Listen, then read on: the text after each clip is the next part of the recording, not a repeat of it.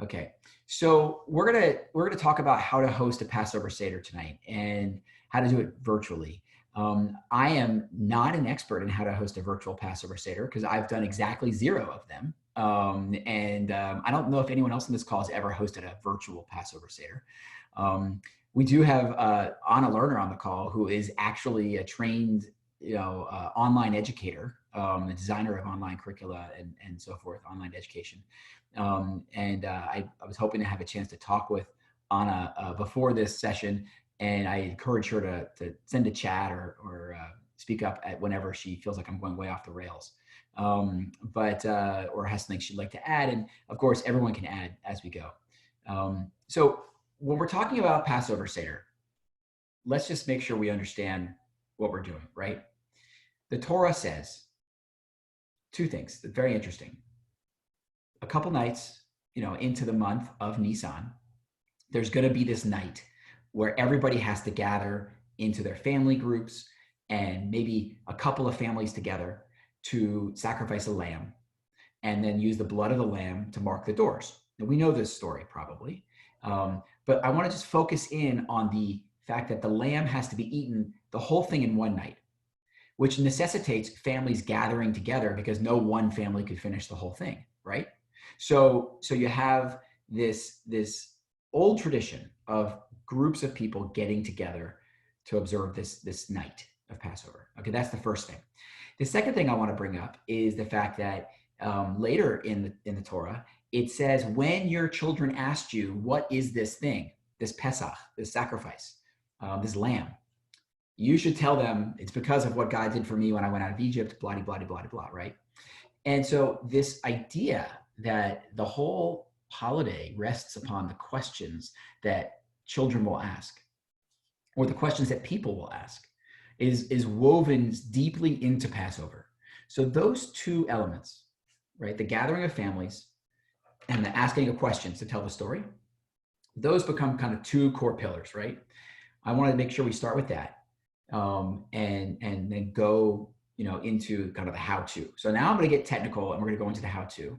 And it's 7:38, and my hope is that by 7:55, in about 15, 17 minutes, I'm done talking, and we'll go through kind of the introductory stuff, and we'll pause for questions, and then we may go to breakout groups, because this is a good-sized group. It's wonderful to have everybody, and we have the blessing of all 3 of the clergy here. So we'll break up, and we'll go into some more detail.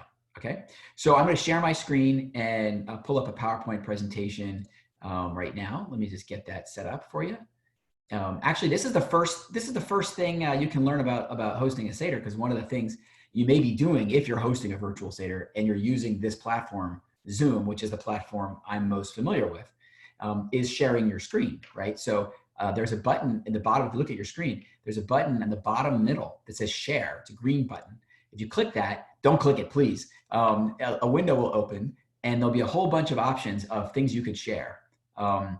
This is a good time to make sure your taxes are not open. You don't have anything on your desktop that's embarrassing, so it's a good time to make sure that when you share your screen, you're not sharing anything that you don't want shared, right? So I had this ready, right? So I'm going to go to open this PowerPoint presentation, and it'll turn to presentation mode in just a second. There we go. Boom, right? Pesach during a time of plagues. Okay, so here we are. I'm going to begin. This is another learning moment, right? We're studying Torah tonight, and I want to do the blessing for study of Torah. Now, some of you don't know the blessing of study of Torah, which is fine. But I want you to. I'm going to try and see. Is it possible for me to manage well, not while I'm in the share. I can't manage the participants. So if I could ask a couple of you just to unmute yourself at random, just some random people unmute yourself. And let's read the blessing together so that everyone can hear how difficult it is to read Hebrew in unison by Zoom. Okay, so just, there you go. I can hear you now. You've unmuted yourself, and let's read this blessing together. Ready? Baruch atah Adonai Elohim melech haolam asher kiddushanu mitzvotav v'tzivanu לעסוק b'divrei Torah. b'divrei Torah. Point made. So you can now remute yourself, please, if you don't mind. if you have any questions about that particular experience, that blessing, maybe some of you know it, maybe some of you don't, but in addition to the difficulty of just knowing the blessing, the technology is not exactly good for unison reading. Okay. So just so you know, any blessing in Judaism does not have to be said. People can just say Amen. You can instruct people for each part of the Seder. You want to just reply Amen. That way you're showing your agreement. You could even chat Amen during the Seder, so that we don't have this cacophony of noise. Okay, next thing. Before the Seder begins, in advance, there's some work to do in order to make a successful virtual Seder. The first thing is you need to decide on what you're going to use for a Haggadah. You probably are not going to get to use the Haggadah that you've had for years with the flags in it and the stickies and the notes, because the people won't be in the same room and they won't have a copy. So you have to decide, either you're going to scan your Haggadah and send them a PDF, you're going to figure out some other way. So a couple of options, okay, for Haggadot I'll go through later. I have some options for you to look at. Online things that are downloadable, okay? But you have to decide, are you going to work from a screen, or are you going to work from a printed page that everyone in the room is going to have a printed page? And you need to instruct your guests that they need to download this file that you're going to email them and print it. Otherwise, they're going to have two devices. One device is going to be the screen they're looking at you. The other device is going to be the screen they're looking at the Haggadah. There's a third option, and the third option would be that you share your Haggadah on the screen. Now, I'm going to just show you, actually a little bit later, I'll show you what that looks like. It's not easy because you don't have great control over the size of the font and what you're seeing on the screen unless you use a PDF. And you have to know how to set up your screen, right, so that it's nice and big for people to read if they're going to work from the screen. And as you notice, you can't really see that many people in these little thumbnails on the side. My preference is to work from a printed page so that you can see bigger pictures of your participants. Just something to think about. Okay. Next, prepare your guests. This is not a normal Seder. People can't just show up like they normally do and figure it out as they go. Send invitations. Tell people what they have to prepare themselves for.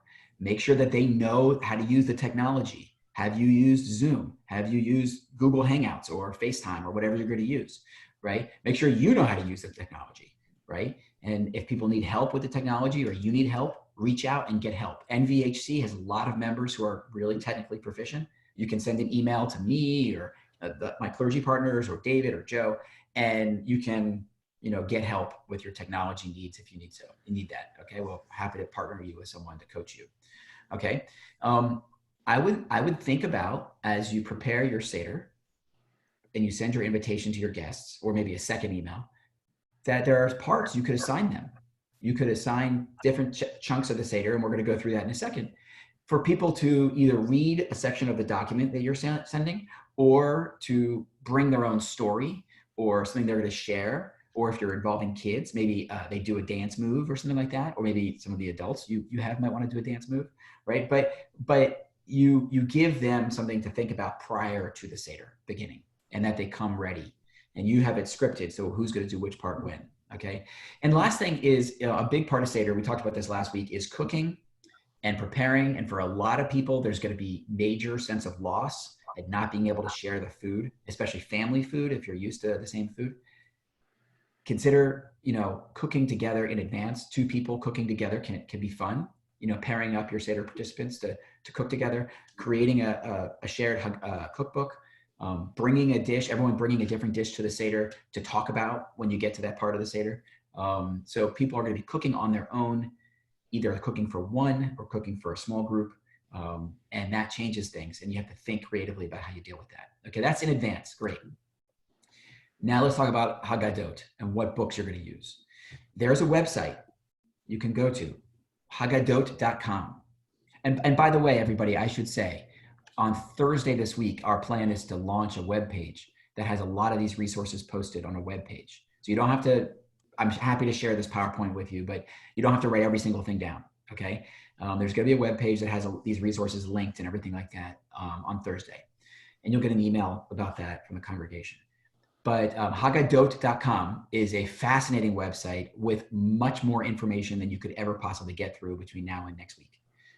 There are so many different pre-made Seder Haggadot. There are so many different ways of mixing and matching things. There's like funny Jerry Seinfeld Haggadah. There's like classic Haggadah, different things.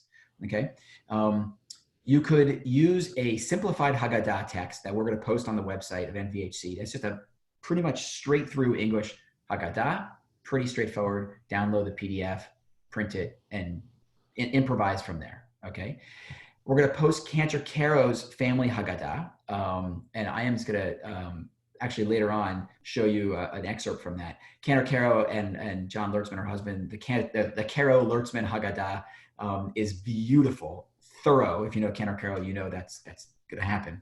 Thorough and has really great questions for discussion and things like that. And it's in a PDF, so you can download that. And if you want to have something to like plug and play, you're good to go. Okay. And then the last thing is I'm going to show you what a virtual Haggadah looks like online that has been created by the Central Conference of American Rabbis, the Reform Movement's Rabbinic Association. And they have a flip book that you could use. And I'll show you what that looks like right now. Are there any questions so far that you want to ask? I've been talking for a while. Just pause for questions. Anybody? You can unmute yourself, raise your hand virtually. Good. I don't see anybody. Okay, good. So let me go to sharing the online. Let's get it up on my screen before I go anywhere. Hold on. This is it. No, that's not it. That's not it. I gotta find. Where did it go? Oh, nope. I apologize. Too many windows open at the moment. Here it is. Okay, that's it. So I'm going to go to sharing the journey. It's a liberal Haggadah on the CCR webpage. So let me just go there and boom, that window is ready to go. So this is the webpage of the Central Conference of American Rabbis, ccarnet.org. And again, these links will be posted online. And here's the flip book, right? And it moves like this, like a book. It moves from right to left, okay? And you can see it looks like a beautiful book. And it's lovely. And you can even expand it to full screen, right? And that's as big as you can make it. And then you have to click on this, so if you're leading the Seder from the screen, you have the ability to move. I'm grabbing it with my mouse and moving it around. You see the hand there, right? So, if I'm reading this, I could say, I'm the reader, and should enemies again rise against us, the remembrance of the Exodus from Egypt will never fail to inspire us with new courage and strength. And everybody who's participating in your Seder is looking at the same screen. They're hearing your voice, read it. You could assign parts. You could say, hey, Karen Singer on page 48, you're going to read for us. What is the meaning of Pesach? Take over there, Karen, right? And she just jumps in, so you could do that. I will offer the following warning. People's attention span on a screen is about 50% of what it is in real life. So if you're going to work through a book and read, you cannot read the entire book to people. You will lose your family members will disown you if you try to have them listen to you read a book on a screen. And we've been reading little storybooks to like tots and things like that on the screen, and even they struggle with the attention span of getting through a picture book. Okay, so it is be realistic with your expectations. Okay, of what you can do. So any questions on the Haggadah, like on what the Haggadah options are and what different ways of sharing your text so far? Any questions? I don't see any questions. We're good. Okay, we're gonna keep going. So, yes, a question? None. Okay, good. We're gonna keep going. Back to the PowerPoint. So, Sandra Mitchell had a question. Yeah, go ahead. Who was that? Sandra, you're still on mute. Sandy, you're on mute. I'll unmute. Oh. Okay, you have a question? Now you're unmuted. I unmuted okay, you. Sorry. What's your question? The Haggadot.com website in the past has been something I've used, and they charge for things. Now, has that changed for this year? there's different options you can go in. There's one option that they charge for certain things, and then there's another option where you can just download your Haggadah to a PDF or download it to a Word document for free. Oh, And it's actually not a charge. If you look at the screen, it actually says suggested donation, and then there's a button that says no thanks, and then you click the no thanks and you get the free stuff. So, but like, it is not a bad thing to make a donation to an organization that's providing this amazing resource to the Jewish community. right. So, you might want to think about, I have a Haggadah that, was like $18 each, and I have 20 copies, right? So $36 for a donation at haggadot.com is a bargain. And also Andy's chatting me that the CCAR Haggadah can be downloaded to the Kindle app on your device. So people can have a Kindle app with a CCAR Haggadah for $10. The flip book is available through a browser on the screen for free this year. That's a not a normal thing. That's something they're doing because of we're all in this situation. So other questions about Haggadot? Eric, unmute yourself. Yes. Okay, I got you. Eric? Yeah. Go for it. Yeah, the question I have is that in our case, the Haggadah we always choose is something that's oriented towards children, youngsters, Yes. elementary age, school age. Yes. Most of the other Haggadot appear more mature. I mean, I'm not criticizing that. That's an appropriate thing. But are any of the options that are going to be on the NVHC website, for example, child-oriented? So you have two options there. One, on haggadot.com, there is a totally child-oriented version of the Haggadah with coloring pages and stuff like that. And also the CCAR Sharing the Journey Haggadah does have a child version. I haven't looked at it too deeply. Colleagues, help me here if you have, but I think it's more like elementary school age, not tot age. So it would be readers, and that's on the that's a flip book option also on the CCR page. But I know that on haggadot.com, there are plenty of children's options. Okay. Other questions? Okay, we're gonna keep moving. So I want to do one or two more slides, and then we'll go to more breakout time. Okay. So okay.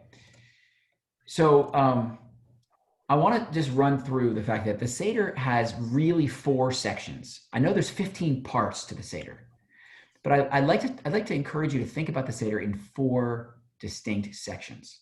Okay. Section 1 is the preliminaries, right? This is probably familiar stuff. This is the stuff that mostly everybody does, and I want everyone to notice where the highlights are, right? That first cup of wine, easy to do on the screen. Everyone have a glass of wine, easy, right? Hand washing, we're going to talk about that a little bit later. I have a slide about that, right? Karpas, that's a great opportunity, especially for this year, for people to be munching during the Seder. If you want them to have not just parsley, but also at least some carrots and celery, some crudité, you can do that with the karpas when you say Borei Pri Ha'adama, right? So that kind of makes it a little more informal, since you're going to have all these people around screens. And then breaking the middle matzah. Now, this is an opportunity for people who are watching to break their matzah as well. It doesn't just have to be the leader breaking the matzah. Normally, it's just the leader. But you could do it on behalf of everybody in your Seder, or you could have them their own stack of matzot, and they could break the middle matzah, right? Okay. The second section of the Seder is the most complicated and the biggest, and this is the storytelling itself. And this is where all your really familiar kind of meaty parts of the Seder are concerned, no pun intended, right? And the 4 questions and kind of different embellishments on the storytelling. The whole storytelling is actually meant to be a response to the questions. You may decide this year that there's only one question that matters, which is, why is this Seder different than all other Seders we've ever had in our lives, right? Why is this night different than all other nights? And your group may do 20 minutes of conversation on that one question. Do I hear someone? I just said that's worth a laugh, Michael. Worth a laugh? That's funny. Oh, well, if you have to explain it, then I'm not sure how funny it is, but it is deep. It is deep. Absolutely. Yeah, we're in the middle of a totally different kind of thing. So you may decide in this Magid section, the storytelling section, that's where you have the most, I think, leeway to scale your Seder. This section is very, very long. And just recognize there are pieces of it that are very, very familiar to you, the 10 plagues, singing Dayenu, and it ends with the second cup of wine. If you're keeping track of and by the way, this year you may have people who are keeping very close track of the number of cups of wine. I think that this year that might be a very important factor for people. So don't miss that second cup of wine at the end of the second section, okay? The third section is your food section, okay? You wash your hands again and say the blessing this time. And then there's the motzi, the matzah, the maror, the korech, and the meal, the shulchan orech, right? These boom, boom, boom, boom, boom. It's like, this is the part everyone's looking forward to, right? And it raises a big question. Are you gonna do a symbolic eating, or are you gonna have everybody eating in real time at your Seder? Are you, as the leader, gonna do the motzi and eat the matzah and eat the maror, and they can watch, or are they gonna eat in real time? And that's something that you have to prepare for in advance in that email you're going to send with instructions. They have to have their stuff ready. You can't provide it for them. That's a drag, you know? And so you might want to give them a list of things that they have to put on their Seder plate, you know? Or decide, don't worry, I'm going to do it all for you. You don't need to have your own Seder plate. That's, I think, a question you have to ask yourself in advance. And then there's the meal. And we're going to talk about that in a second. I would love to hear your thoughts about the meal. But just remember, there is a section, a very important section after the meal that a lot of people forget about because they're tired and they missed it. And that includes 2 of the cups of wine, right? So, by the way, this PowerPoint is going to be shared online. You don't have to take all these notes, but if you want to, you can. Okay. After the meal, there's the Afikomen search and the ransoming of the Afikomen. There's a Birkat Hamazon, which is traditionally very long, but it's essentially an opportunity to be grateful. Elijah's cup, there's a section that we can talk about, pour out your wrath, which a lot of people skip, right? And the third cup of wine. And immediately from that, you go into singing and giving praise. And the fourth cup of wine is in there. And I'm going to skip the Omer conversation for now, since we're mostly talking about first night Seders, I think. And then there's the songs at the end, ending with Next Year in Jerusalem. That's a lot of stuff. And I don't think it's possible to do all of it in a reasonable amount of time, right? So we have to, think about how this is going to work. And I want to pause now. I want to stop the share. Someone asked a question. Miriam's cup. I'm so glad you asked, Barbara, because I have a whole slide on that. But I'll come back to it. But I want to have a conversation now, and you can unmute yourself as you need, about what do people think you want to do about dinner, right? What are our options for dinner? Leading a Seder is a liturgical experience where there's a script and things like that, and there's steps. But what's your plan for? Are you going to set the computer on the table and have different people just eating dinner in front of a screen, which is one option, right? I mean, think about how that would go with you if you like that option. Or are there other ideas people have for how to deal with dinner? Thoughts?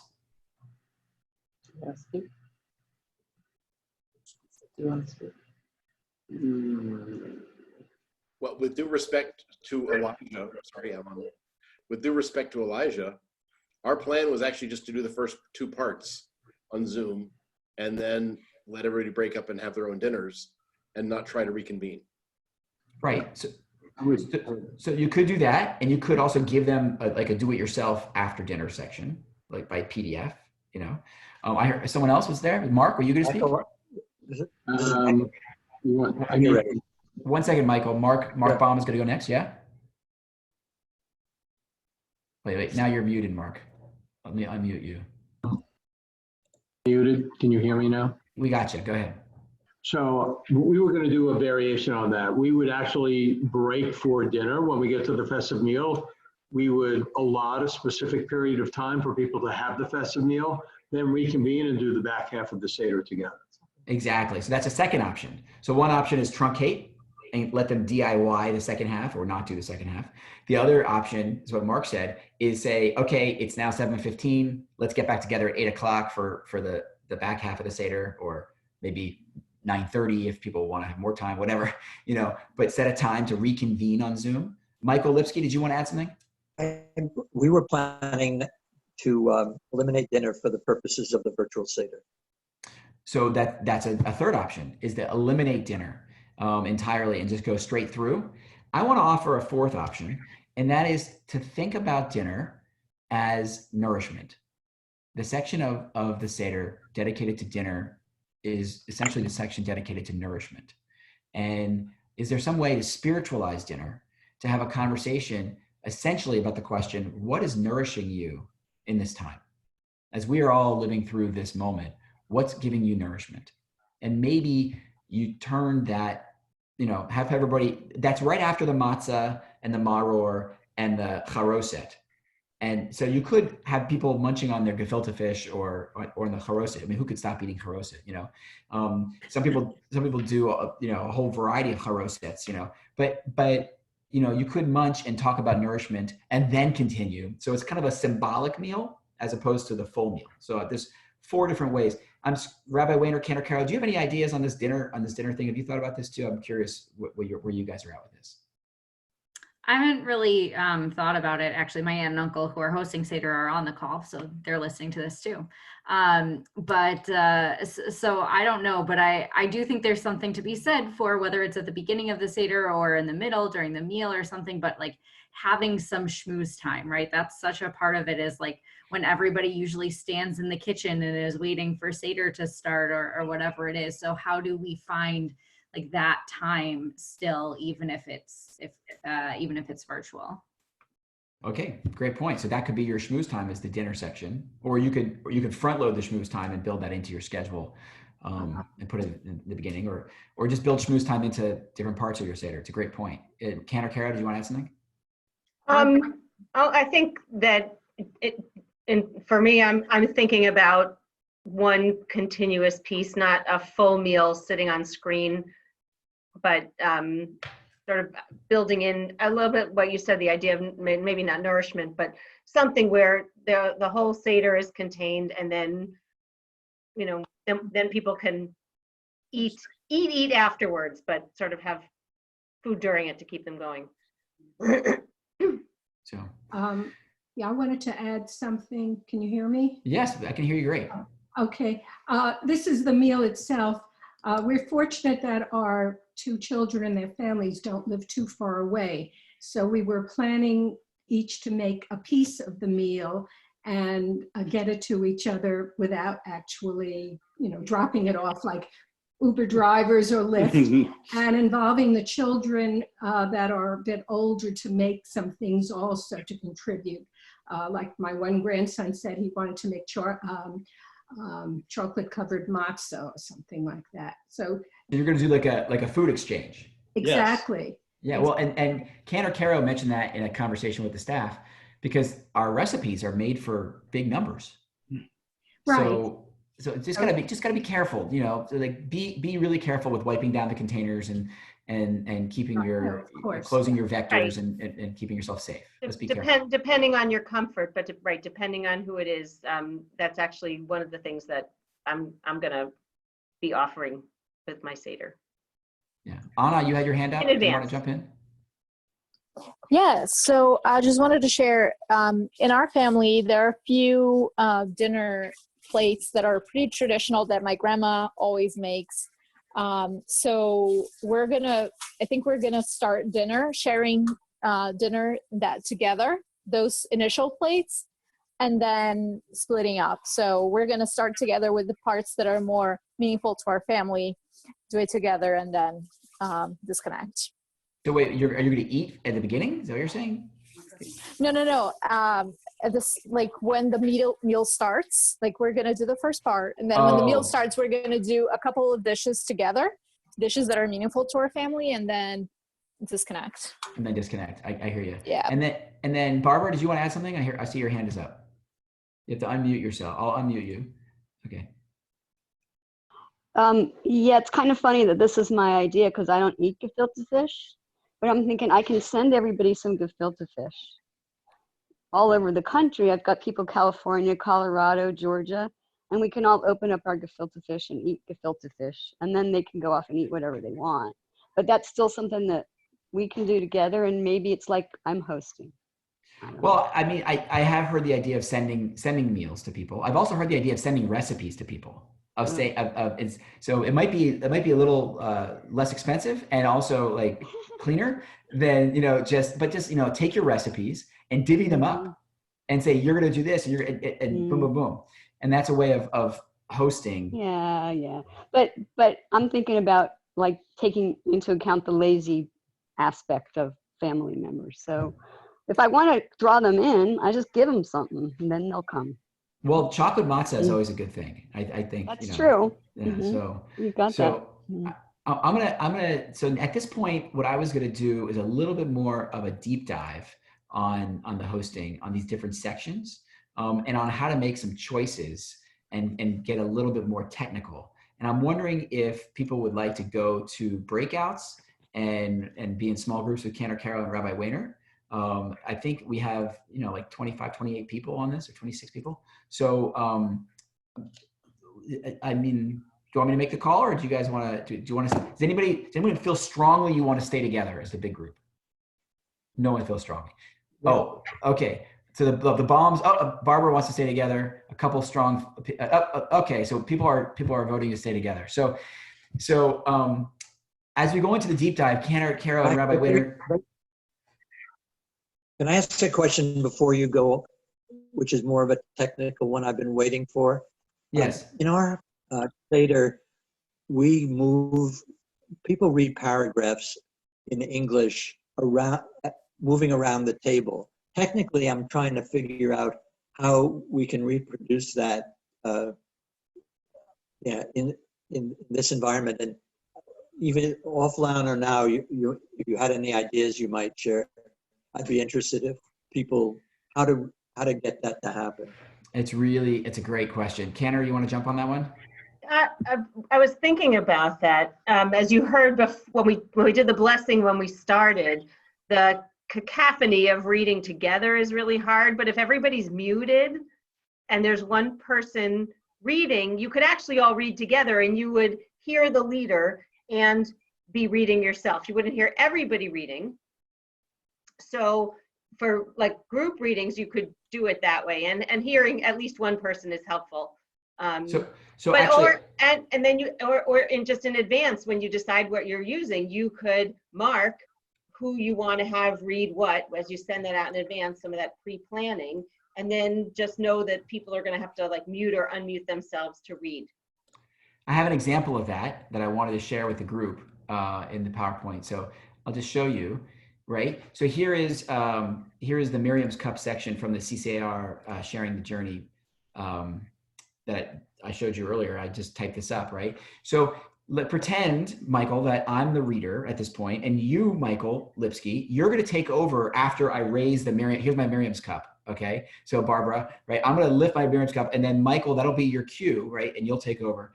And we would just have to plan that out in advance. So everyone would get an outline that would say, or I would cue you, right? So I would, according to the Midrash, the prophet Miriam predicted the birth of her baby brother Moses, right? And guarded him. I can't see because this is in the way.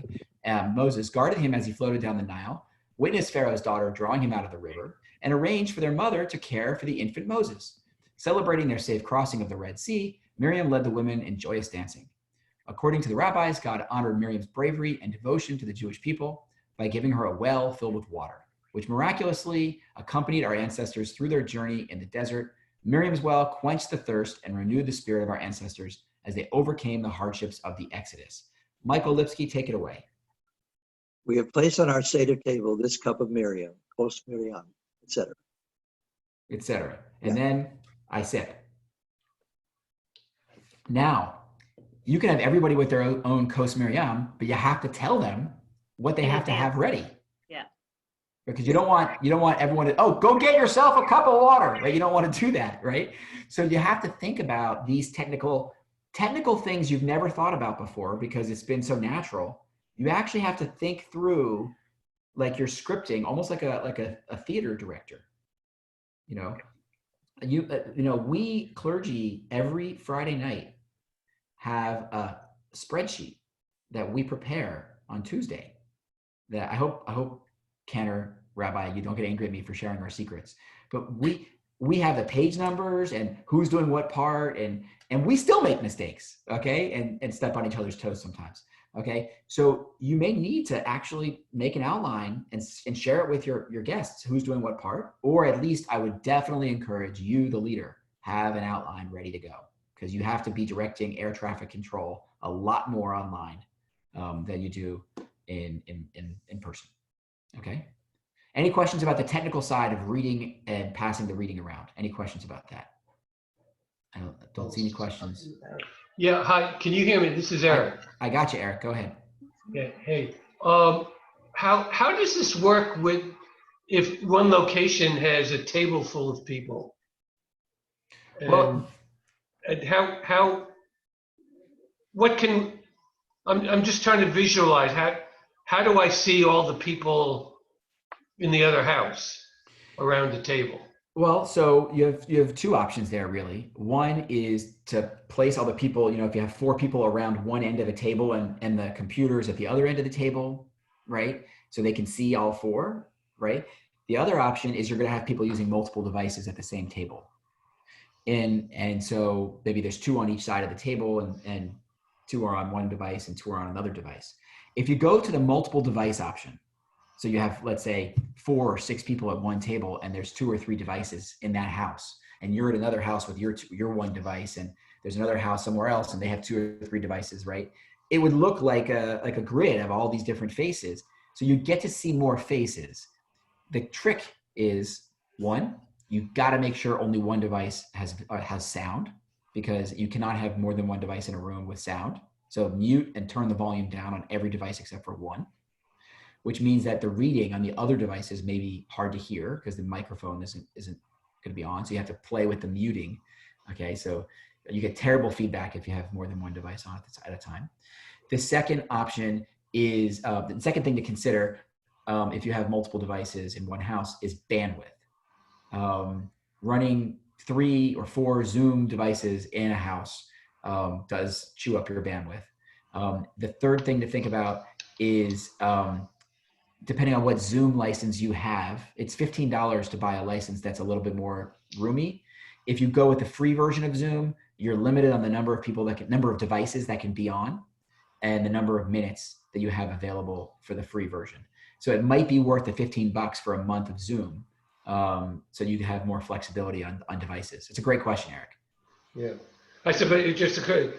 Suppose another option is each table could have an iPhone, and they pass it around, so you don't see everybody at once, but when it's the reading turn gets passed and the phone gets passed. Yeah, there's that is an option, and the one downside is you can't see everybody, but the other downside is that everybody watching the screen is going to be watching this happen, right? And that's like not pleasant, So cruise ship. It's especially when we're eating and drinking wine. I just think it's a bad plan, So okay. I would encourage people also to consider this fact.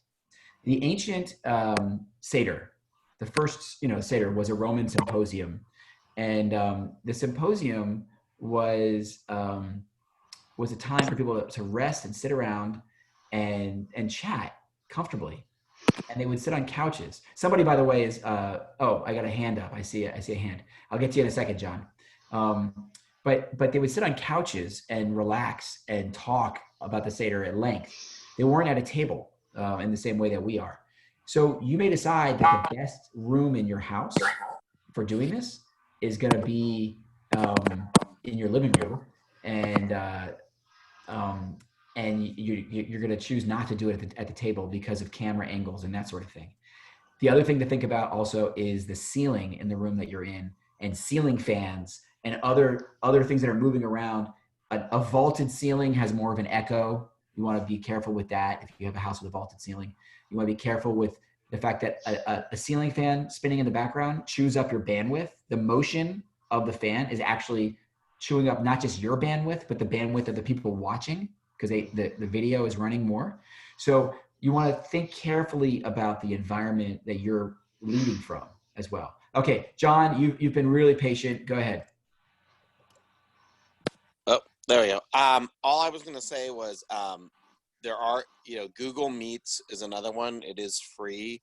It's a little bit clunkier than Zoom, but it is another option. But the one thing that I would definitely suggest is make sure, especially if you have a large number of people participating, make sure that they know to keep their microphone off unless they're speaking. Yes, and I think that is true for all of these platforms, and it goes back to the first slide, which was know your technology.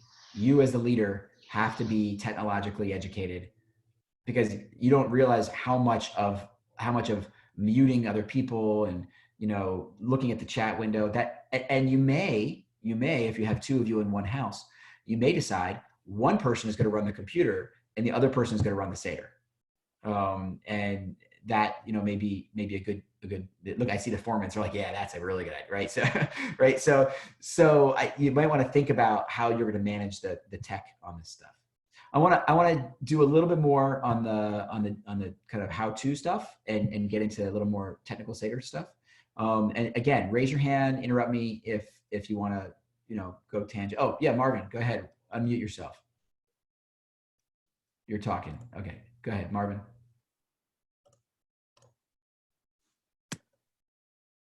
Are you going to unmute yourself? There you go. Yes. Okay. I noticed that Eric had a big TV in the back of him. Is there a way to project what's on the screen from Zoom onto the TV? Yeah. Oh, yeah. It depends on what kind of technology you have in your house, and I can talk to you about that offline, or someone even smarter than me can talk to you about that offline. There are definitely ways to put, especially if you have a big screen, there are definitely ways to put what's on a computer screen onto a TV screen. Lots of ways, and some people might enjoy having the bigger screen to look at bigger faces, because even like what we're looking at right now, I'm guessing you guys are all about 1 inch by 1.5 inches on this laptop screen. And if I put you on a bigger screen, you would all be 3 inches by 5 inches, right? And that would be, you would look nicer. So it's just a technical thing to think about for sure. So let me go into Seder stuff. Any more questions so far? Oh, Henry, yeah, I see a question for Henry. Or is it Irene? Hi, Rabbi. I'm very impressed with your technical knowledge. And my technical question is, how would you hide an afikomen virtually?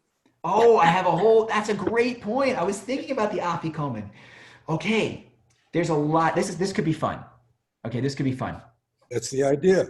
So if you have little kids involved in your Seder and you want to get them involved, remember, what was the afikomen is the matzah. It's hidden. They find it, and the searching is always fun, and they're running around and they're sugared up, and you can't do that, right?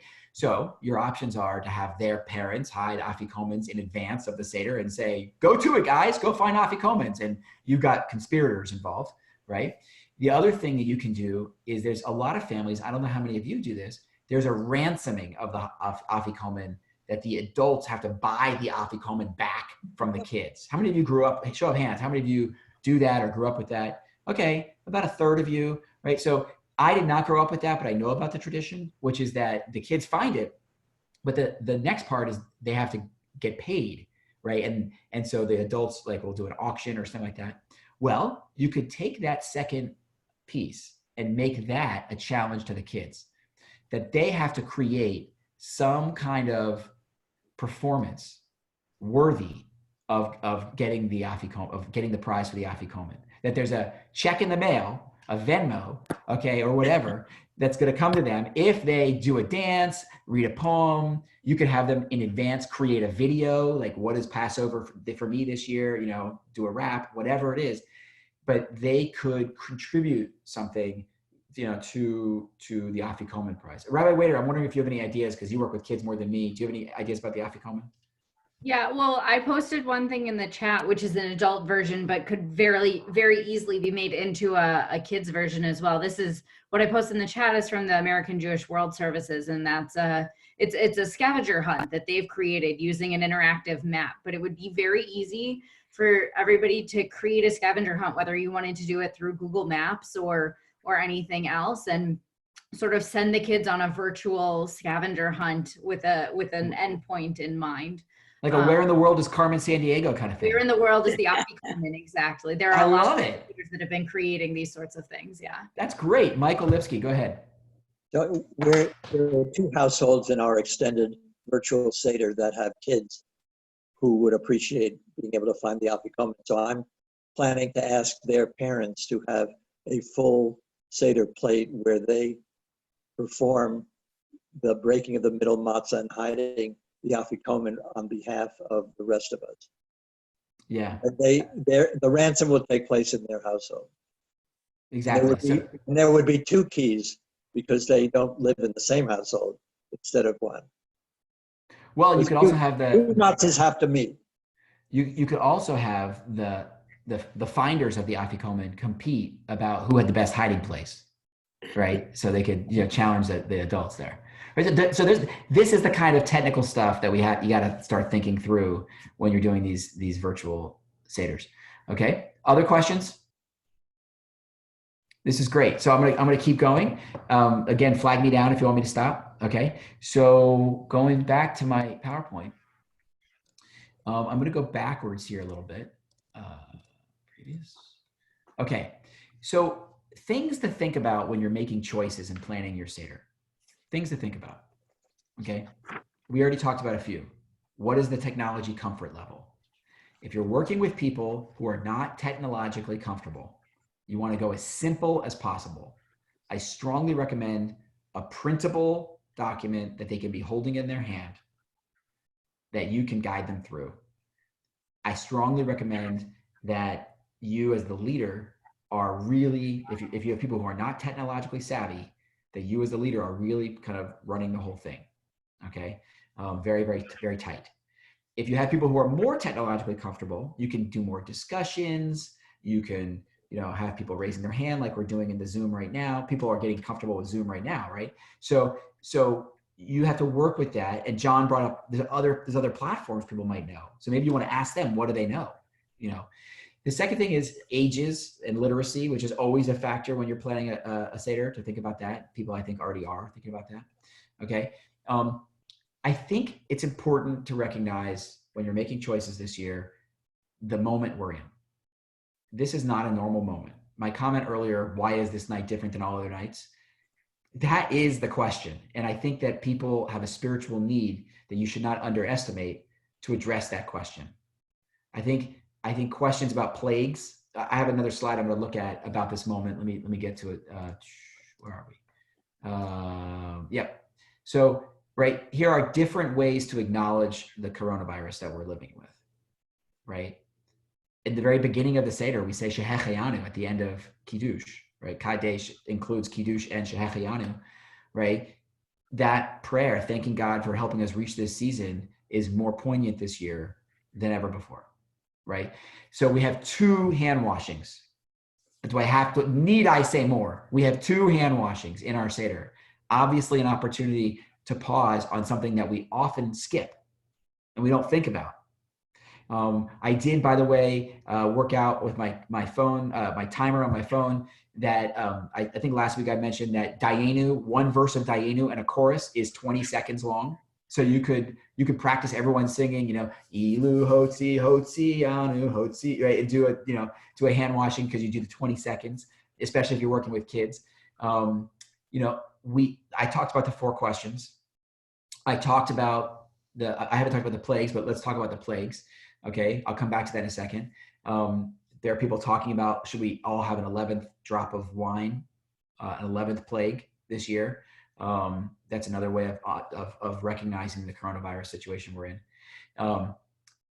Dayenu, the song Dayenu it would have been enough if God had done X. It would have been enough if God had done Y. Well, boy, there's a lot of Dayenus right now. It would have been enough just to see the heroism of these doctors and nurses and healthcare providers. That would have been enough. It would have been enough to see the food service workers who are risking their lives delivering food to the rest of us, right? That would have been. There are so many people that we could be grateful for in this time, and you could survey your Seder. What are things that we're witnessing that are little miracles every day, right? That's what Dayenu is all about, right? And then, of course, next year in Jerusalem, really. I mean, like next year, let's just be together, right? So these are all different ways to acknowledge the moment, right?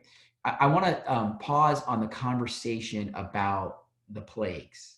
And it's a little spiritually tricky to talk about the 11th plague. Why? That's not a rhetorical question. Why is that tricky? What is the potential spiritual logical problem with talking about the 11th plague?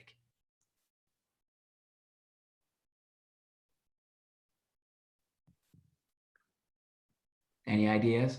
Yeah, that we did something to deserve it. Exactly.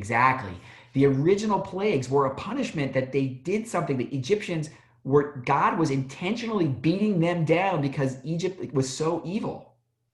Okay? If you go to the 11th plague, it raises the question, what did we do to deserve this? Right? That's a big theological problem, especially if there's people who like actually have been suffering with this virus. That's kind of painful, that you might be implying that they did something to deserve this, like they're Egypt, So rather than focusing on it just as a generic plague, which is a lot of jokes and memes, and you'll see a lot more coming this week about plagues, right? I asked you to think about the fact that the story of Passover is all about the passing over, and those people, right? What can we do so that we all get passed over? What can we do to help other people get passed over so that this plague doesn't strike people?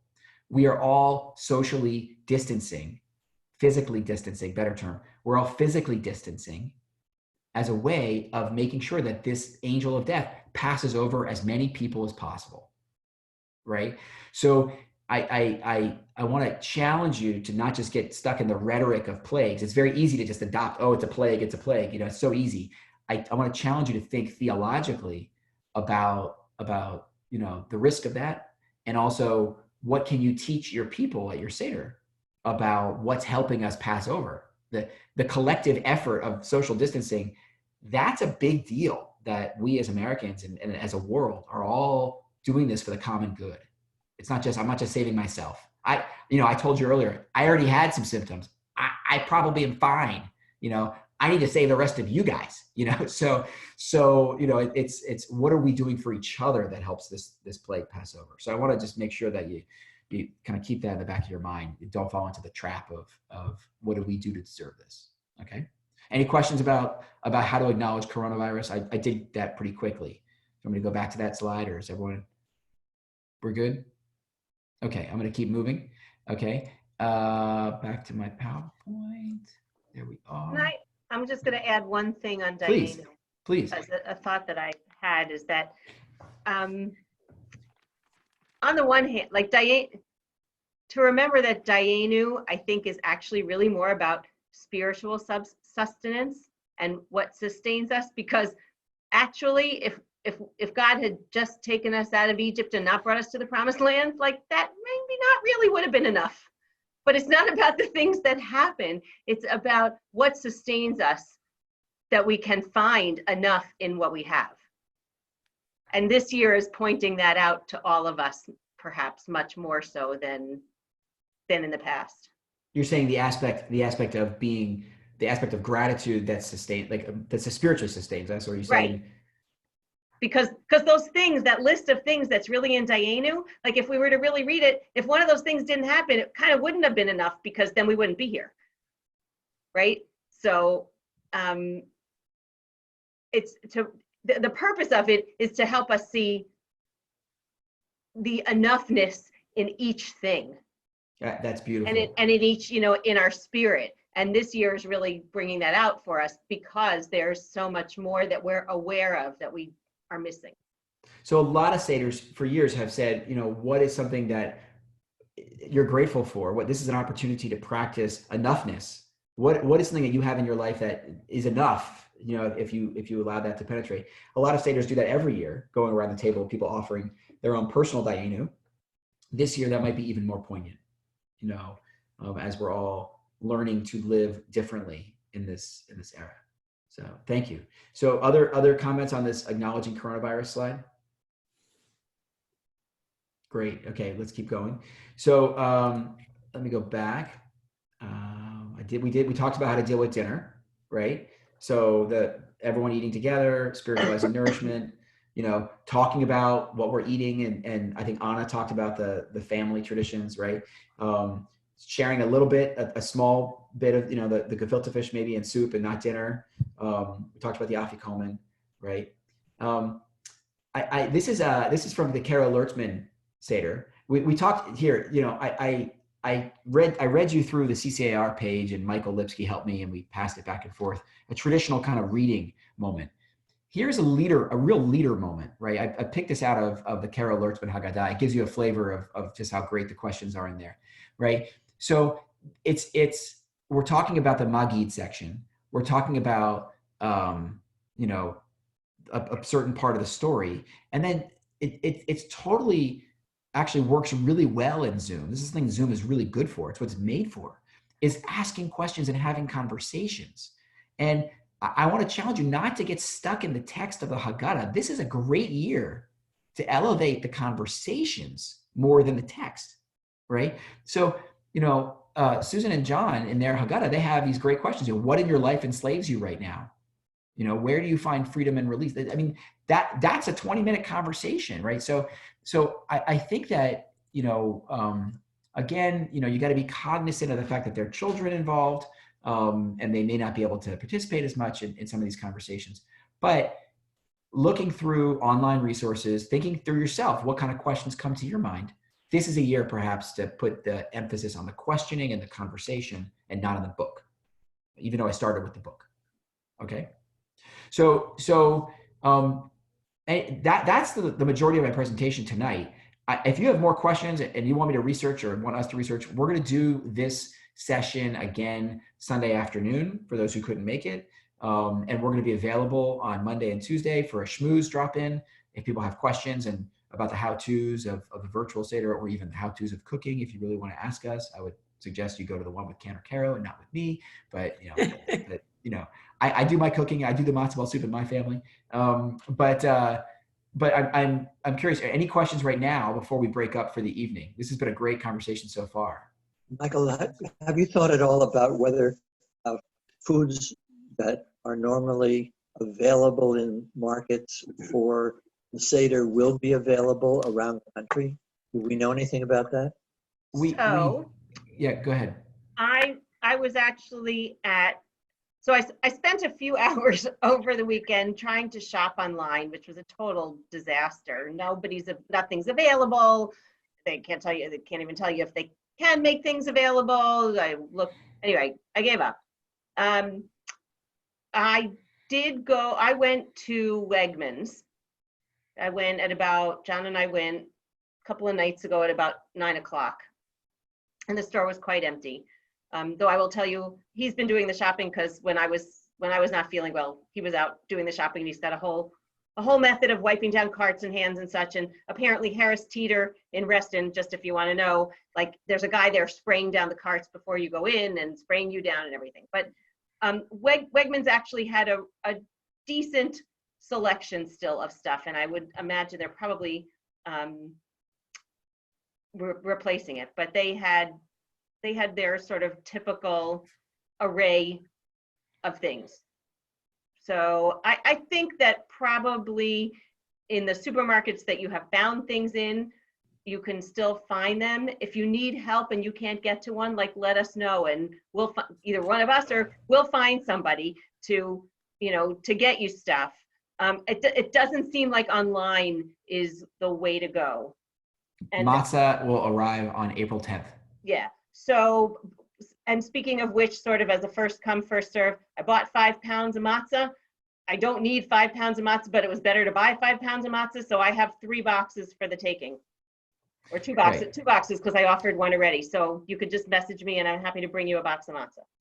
Right, exactly. So I think there's going to be some congregational sharing, and we have a lot of people in the congregation who are eager to volunteer right now and help others. So if you know of people, or you are struggling to find stuff, or you just really shouldn't be going to grocery stores because you're just immunocompromised, we are happy to help with getting matzah and getting those things to you.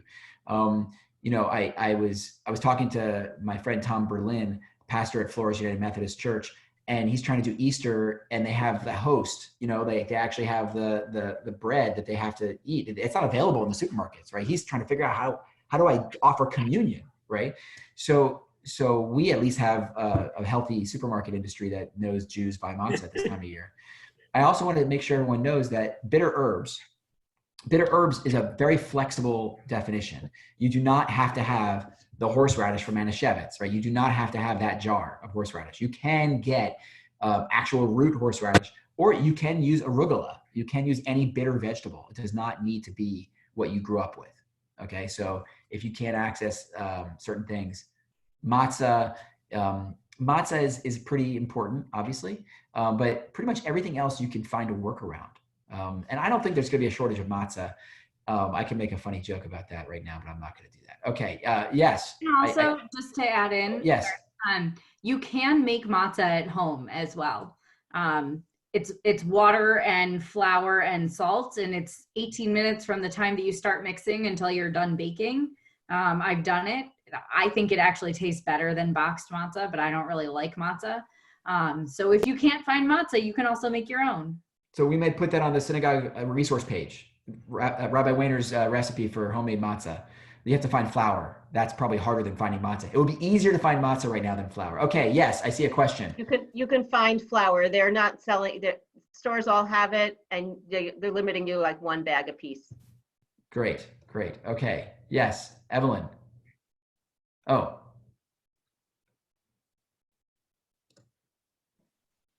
You're muted. I can't seem to unmute you. You want to unmute yourself? Yes. Is that better? Okay. You mentioned the limitation on the number of devices in Zoom. How many, what is the limit? It depends on your subscription level. Free. I think that you're limited to 3 devices for a 40-minute meeting. Okay. Okay.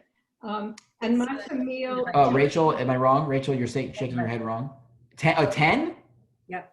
10 devices for 40 minutes? Okay. 10 devices for 40 minutes. Okay. And I was just going to add, matzah meal is available at Giant in North Point, among some other Passover items.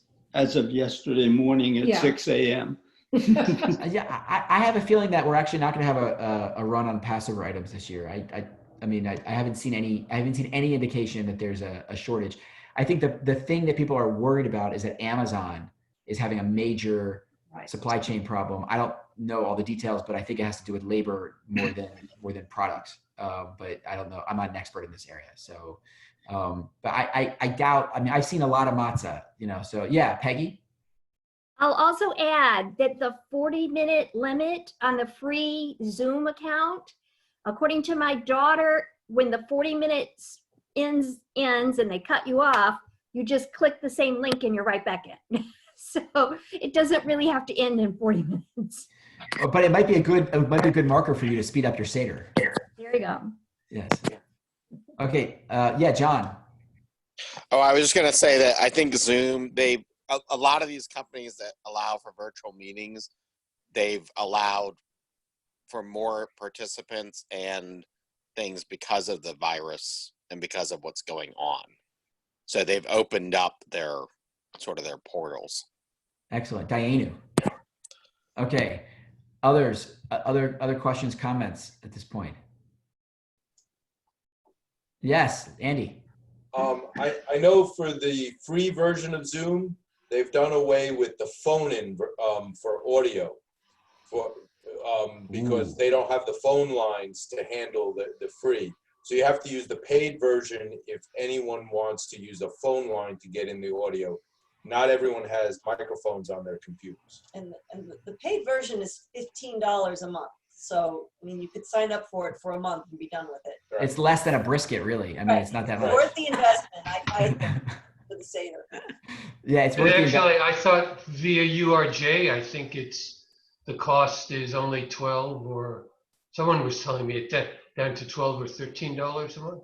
Oh, I would love to know if the URJ has an individual user license. Oh, we'll share that on our resource page. The URJ, the Union for Reform Judaism, which you're a part of, as being a part of NVHC, will get you a discount on Zoom. So that's great to know. Yeah, Laura. I just wanted people to know that there's another site, jitsi.org, that my family has used to gather together. Very easy to use. How's it spelled? Jiti, yeah, JITSI, sorry, .org. And you set up a name for your group, and then everybody can click in on that name. So cool. Somebody who's technologically backward like myself can use it, everybody can. What are you talking about? You're going to be our tech tutor, Laura. Oh, sure. Well, I think this technology conversation is really, really important. Kathy, did you want to jump in there? So one of the things that we have always done at Passover during the 4 questions, if anybody can speak a foreign language, we ask them to give the answers in the foreign language. And since we're going to be very spread apart, we're going to use that to connect everybody. Well, I think that kind of creativity needs to be applied throughout the Seder, and really trying to break down. It's so easy on these virtual meetings for it to become one way. It's so easy for it to get stuck into like one person talking, like I've done tonight. And it's so much better when you find ways, like Kathy just said, of getting people to jump in and add their creativity. So, any other questions or comments? Yeah, Rachel, you're muted. So if any of you have educators in your family, Zoom has given us all free accounts. So have the educator within your family be the one to set up the Zoom meeting. And then you have no limit at all on time or the number of people. So that's another way around it. That is great. That's good to know. Yeah. I mean, as an educator, this is a pedagogy moment. This is a moment really to think through your lesson plan.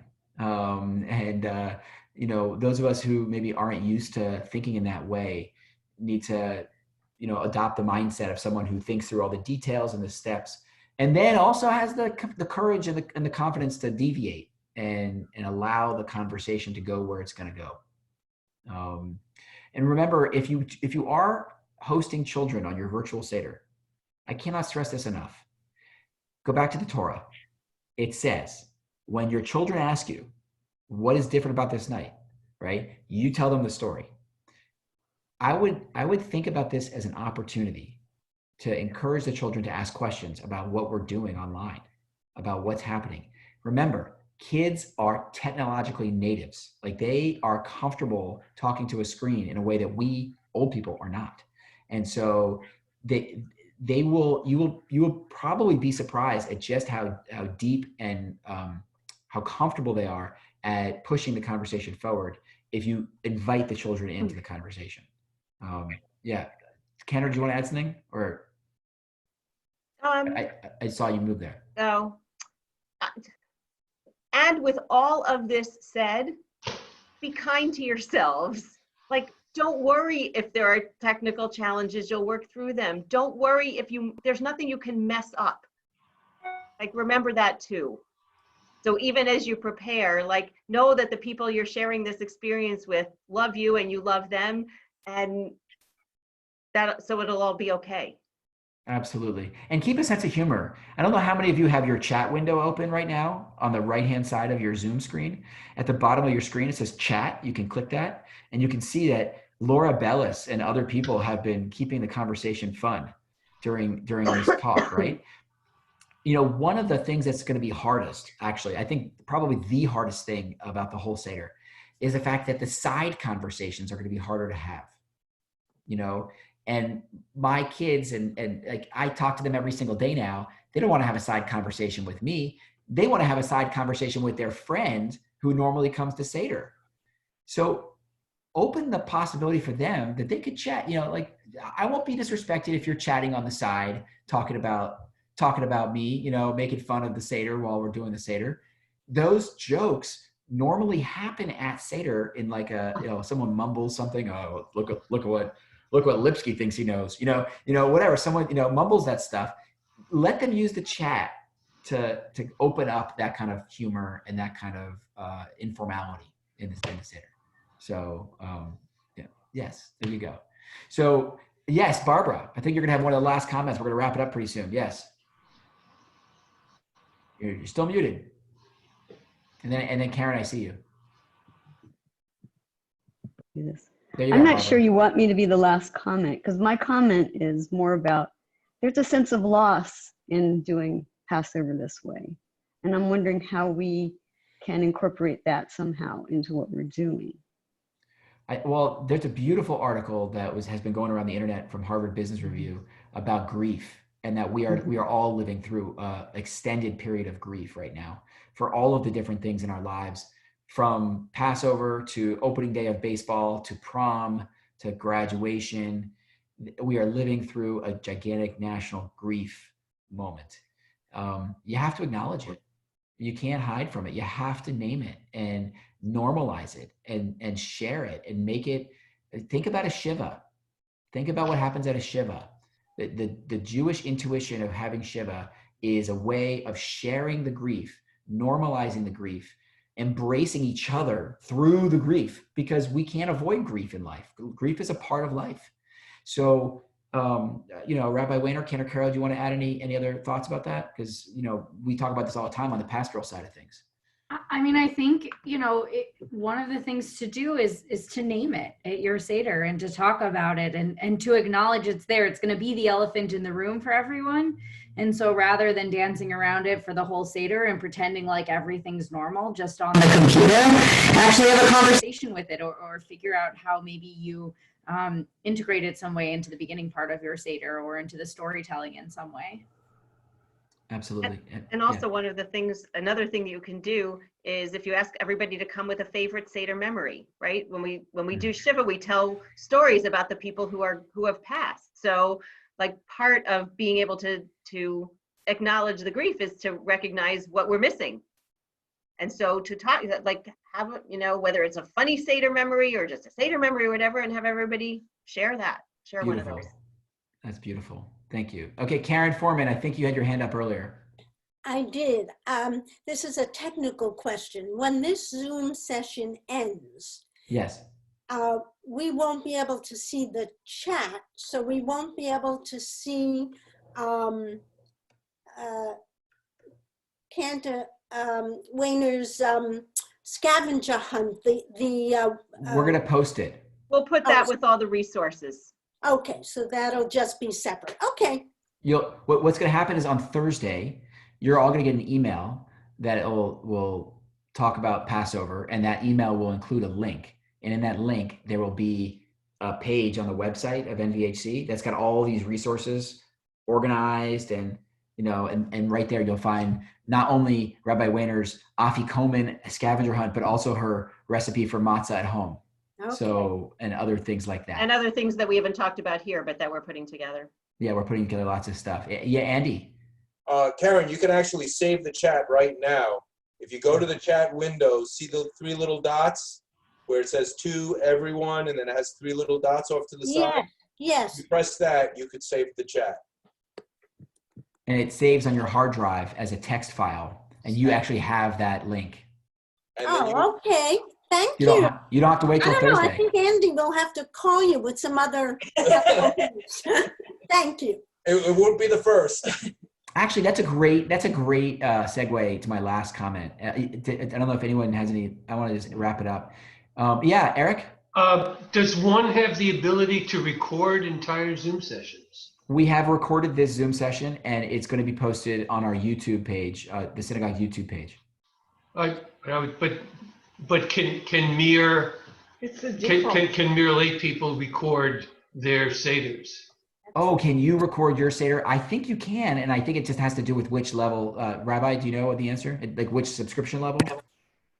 I don't know if you can do it with the basic one. I certainly know that if you have a subscription, which is like the one that we do, the Pro one, I think, you certainly can record that.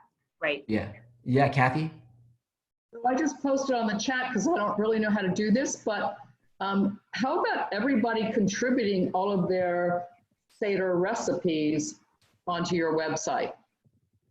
Well, there's a lot of synagogues that are talking about that. I think it's a brilliant idea, and a lot of synagogues create a cookbook, but your family can create your own cookbook.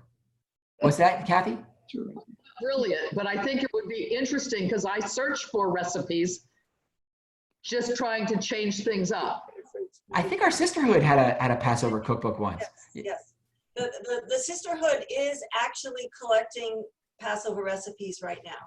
So that email came out on Monday. So if you are interested in sharing and or borrowing recipes, contact Sisterhood. That's awesome. That's awesome. Thank you. So actually that's the theme right now. That's where I want to end. Sharing and borrowing and helping others out like Andy did with Karen a minute ago. Oh, I see a hand is up. Wait, over here. Yes. No? Is your hand up? Yeah. Well, two things. Yes, we were planning to, with our food exchange, we all were going to copy our recipe, and then we were going to make a joint book as a family with the recipes. And Joe Nathan's cookbook, Holiday Cookbook, has also a lot of Passover recipes if you have that resource. Yeah. Well, there's a lot of great cookbooks, and the fact that the sisterhood is collecting it, I'm sure they're going to make it available to the whole congregation, or if not, we're gonna pirate it and we'll just like release it online, But I think sharing of recipes just with your group can also be a lovely way of bringing people together, because the cooking it's like that's a big grief moment, not being able to share the cooking. So I just want to wrap up.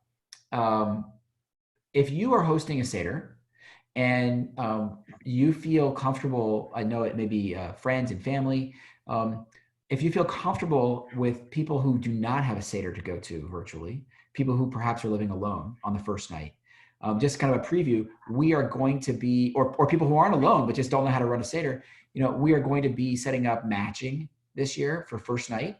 So on the first night of Passover, we do not offer a congregational Seder. We have a second night Seder that's wonderful every year, and Susan Trivers is going to lead it, and I'm going to be attending and probably work in the breakout rooms and helping with the technology. But we have a big congregational Seder on the second night. But on the first night, if you are willing to open up your home virtually, and if there's somebody who is in need of a home, we're going to be sending out that request in the email Thursday for people to sign up to be hosted or to host. And I will tell you that I think it's a very important mitzvah right now. In our Haggadah, I'll end with this. In our Haggadah, there's a passage which asks God to pour out God's wrath upon everybody else in the world. And the tradition of opening one's door to let Elijah in actually coincides with the same moment of shouting, God, pour out your wrath on everybody out there, right? Passover is a story about a vision for a better world where people treat each other with respect and dignity, not like Pharaoh. And this year, our Seder can be an opportunity. If you have non-Jewish friends that usually come to your Seder, non-Jewish family, neighbors, we have interfaith partnerships with other churches and mosques that if you're open to hosting a guest who's curious about Seder, please let us know. And I know that there's a temptation just to hunker down with family, but the stranger is welcome. We hold up the bread. We say, this is the bread of affliction. Let all who are hungry come and eat. Let's not forget that ethic is part of our Seder this year. So please consider that possibility. You're not going to find that piece though in my Haggadah, sorry. No, that piece of pouring out your wrath is not in the Kara Lertzman Haggadah. Thank you for reminding me. So, but it just, I skip that piece every year, but I do think that the greater message of next year is a better year. Let's make this better. That's what we're working towards. So thank you everybody for participating tonight. It's been wonderful having you, and feel free to reach out, email, call. Sunday session is going to be a lot of repeat of what we just did. So you don't have to do both, but you're welcome to come back if you have more questions on Sunday. And Okay. you'll see Monday and Tuesday, there'll be like an hour or so each day to check in with us with things that come up that you might want to ask about. Excellent. So Thank you. thank you so much, everybody. Bye. Thank you. Bye-bye. Bye. Thank you. Was that real ice cream?